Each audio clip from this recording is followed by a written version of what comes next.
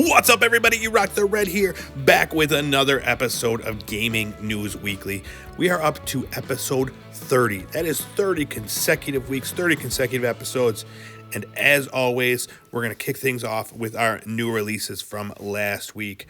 March 30th, we saw the release of Disco Elysium, the final cut for PC, PS4, PS5, and Stadia. Now, if you've never heard of Disco Elysium, this is your chance to, play what is considered one of the greatest role-playing games in recent memory. This is the final cut. This has all of the pieces together, and what it is, it's basically a noir detective story mixed with a pen and paper role-playing game. But this version, all of the characters, and there are a lot of characters, are fully voice acted. There are tons of choices within this game to help make your gameplay feel like your own. Everything I've read says that this is a must-play game, and now that it's in its final form, it definitely is. Next up, I Saw Black Clouds also came out on that day for PC, PS4, Xbox One, and Switch. This is one of those playable movies, basically, where you make the choices. It's a narrative adventure game is what they call them. This one's horror, a little bit of supernatural stuff. Basically, what I've heard, it's, if you're a fan of like low budget horror thriller movies, then this will probably be for you. Great story. The only downside I'm hearing is that it's a little rough around the edges in terms of its gameplay. So, if this appeals to you at all, maybe check it out, maybe wait for a sale. But these games are always fun. I always like that playable movie aspect. I played that game Erica last Halloween, and I really enjoyed it. Basically, it's like choose your own adventure for movies. So, check it out. I Saw Black Clouds.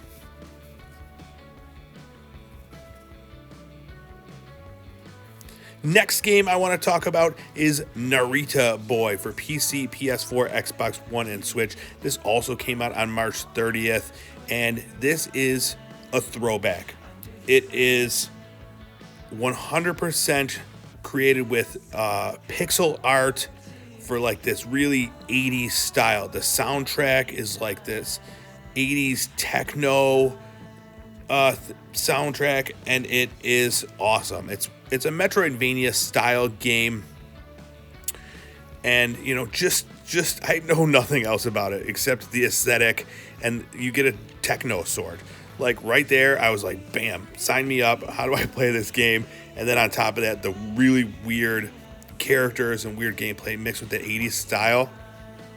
Like, I am very eager to check this one out. Currently, it's sitting at 75 on Metacritic, and the reviews that I read, a lot of people are in love with this game, and a lot of people, just kind of like it, but no bad reviews. So take a look at Narita Boy. And last up, the big one, Outriders for PC, PS4, PS5, Xbox One, Xbox X and S, and Stadia. This is the new looter shooter RPG.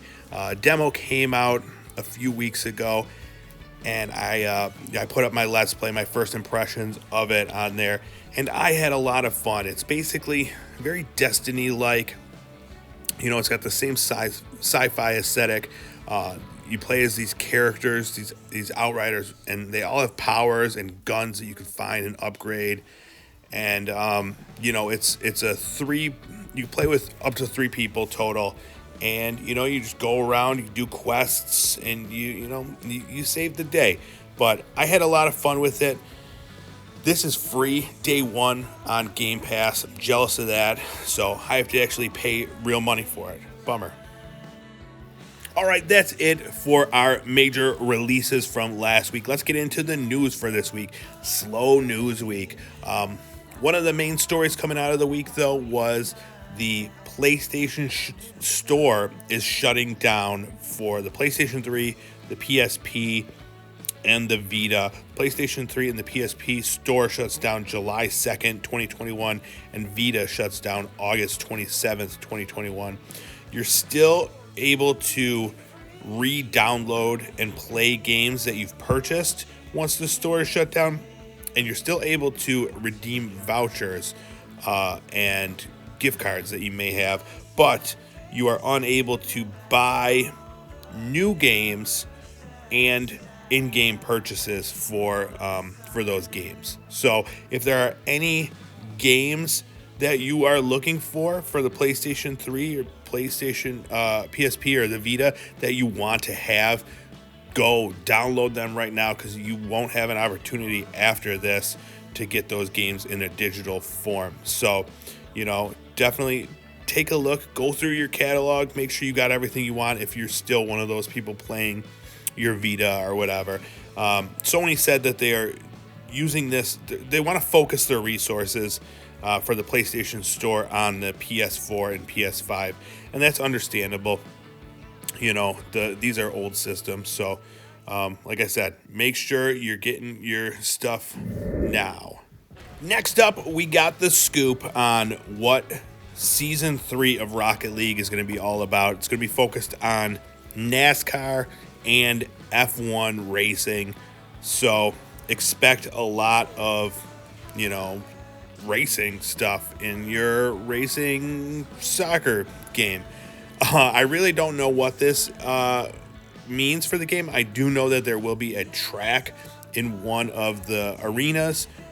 What that means in addition to your normal gameplay, I have no idea, but we got this little teaser trailer.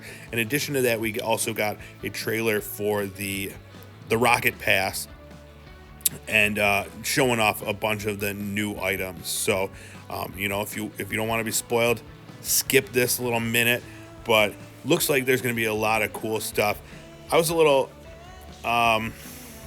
underwhelmed by the last season, the DJ stuff, so hopefully we'll get some really cool racing type stuff for this one, but we'll see. April 7th this starts, so only a week away. And our next bit of news, CD Projekt Red is back in the news. It's been a while, but they're back, and a couple little tidbits. First thing, they had the 1.2 update to Cyberpunk 2077. This is a huge update. Supposedly fixes a ton of the bugs in the game. Now, I have heard since then that it has also added a few new bugs, but hopefully it's leaning more towards fixing the existing bugs rather than adding more. In addition to that, they had a presentation talking about the future of the company and that sort of thing. They apologized basically for the messy messaging that went along with CD Projekt or with Cyberpunk 2077, and plan on changing its policies on marketing going forward, trying not to deceive and put out exactly what they have. So that's great news, but at the same time, they put out like a very confusing statement regarding the multiplayer Cyberpunk 2077 game, saying, they're reconsidering their plans of it being the next game. Now, they wouldn't say what that meant, whether the game is still coming out, whether that just meant it won't be the next game that they're focusing on, and they wouldn't answer questions regarding it. So at one point they're apologizing for their messy marketing, and then they're doing this. So, it's just more CD Projekt Red, just kind of, I don't know, just spinning their wheels. They also bought a Canadian game developer. It's basically one that's been working with them. So now it is their developer. It's their in-house game developer. The first one outside of Poland for them. So that's really cool. Hopefully that'll help them, get their stuff together. And then lastly, they were asked about CD Projekt or Cyberpunk 2077 showing back up on the PlayStation Store, and they said that's not up to them. It's up to Sony. and they are still working very hard to get it to the point where it's acceptable from Sony to put it back up there. So, hopefully at some point in the near future, they'll see it back up on the PlayStation Store. But, right now, there's still some bugs to be worked out. And as for that multiplayer game, who knows? All right, and if you are a member of Games with Gold for Xbox or PlayStation Plus, just this week we got our new game announcements. Games with Gold will be getting Vikings, Wolves of Midgard, Truck Racing Championship, Dark Void, and Hardcore Uprising being added to the system. And then in addition to that, like I mentioned, Outriders comes out for Game Pass. And then last week we also saw basically an indie showcase showing all the new games coming out to Game Pass very soon. And there are a ton of games coming, some quality games coming out to Game Pass. And I mean, nearly every week I lament the fact that I don't have a PC or an Xbox, so I can't take advantage of this subscription service. But man, they are really doing a great job here. So definitely some to look into. And PlayStation Plus got Oddworld Soulstorm, a brand new game for PlayStation 5. That's pretty cool. That's a day one game. I've never played any of the Oddworld games. They're also getting Days Gone and Zombie Army 4 Dead War.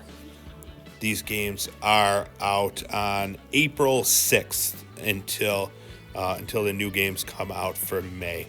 So a lot of great choices coming out this month. Never heard of this Zombie Army 4 game, but it's up to a 4-player co-op game, and I have been eager to get a new game to play with some friends. So that'll probably be the first that I check out.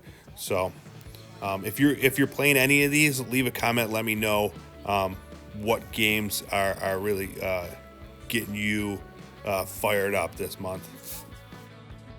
All right, and then let's round out the week with a few new game announcements. First one being a game called The Last Worker. This is a first-person narrative adventure game centered around a struggle in an automated world. Set to come out for the Nintendo Switch, PlayStation 5, Xbox X and S, and PC sometime in 2022. We don't know much more about it, but the story, the idea, it sounds really interesting, and I'm eager to see where they take that. And also, if this is the art style, it looks a little, Borderlands-y. We'll see what the heck this game is going to be, but this was just announced a few days ago. And this game looks awesome. It's called Arcade Paradise.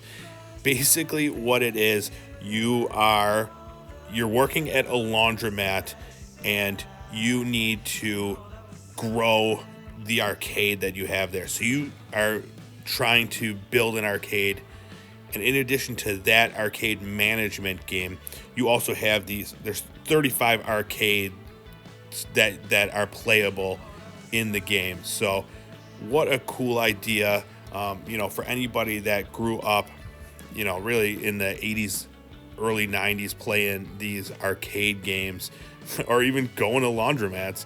So definitely one to keep an eye out for. No other information about this one, although it is set to come out for the PC, PS4, PS5, Xbox One, Xbox XS, and the Nintendo Switch. And last up, let's talk about a game called Legend of Keepers. Now, this game has been out in early access, and it finally is getting a actual release later this month, and it's a really cool idea. Basically, it's a dungeon manager roguelite type game. It's a turn-based role-playing game, but instead of playing the heroes, you set up a dungeon with monsters to try to stop the heroes that come through. I thought that was a really clever idea. All the reviews from the early access rave about this game and the level of creativity in it and how much you can do within the game. set to come out April 29th for PC, Stadia, and Nintendo Switch. So definitely keep an eye out for that one. All right, that's it for episode 30 of Gaming News Weekly. Thank you so much for watching. Go check out my page right now, doing a giveaway for to support my podcast, First Eps, doing some fun stuff there. And again, thank you so much. We'll see you next week. Bye.